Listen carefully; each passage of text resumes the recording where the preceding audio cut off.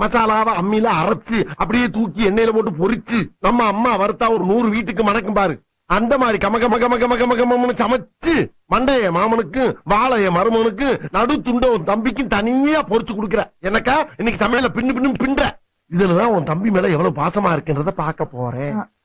அத்தை நான் மீன் குழம்பு வைக்கிறேன் அத்தை. கொஞ்சம் இருந்தா வந்துடுறேன்.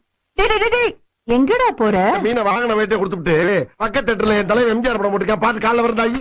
டேய் என்ன சித்தப்பா, நான் மீன் குழம்பு ரொம்ப நல்லா வைப்பேன். நீ நல்லா வைப்பேன்னு என்ன கேரண்டி? நான் கேரண்டிடா, அவர் சமைக்கும் போது நான் கூட தானே இருக்கேன். நம்பலாமா? நம்பலாம். சரிதா வச்சு கொடுத்தா நீயே வாங்கிக்கோ. அக்கா போயிட்டு ஒரு 5 நிமிஷத்துல வந்துருவா.